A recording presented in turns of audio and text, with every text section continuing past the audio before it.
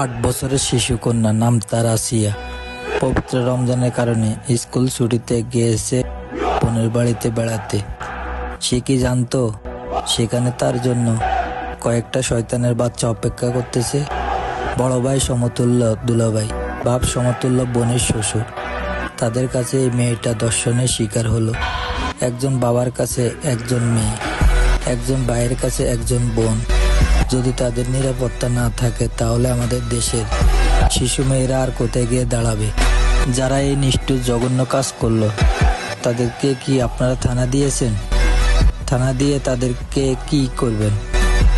তারা বড় জোর 2 মাস 6 মাস জামিনে বের হয়ে সে আবারও শহরে জমিনে ঘুরবে।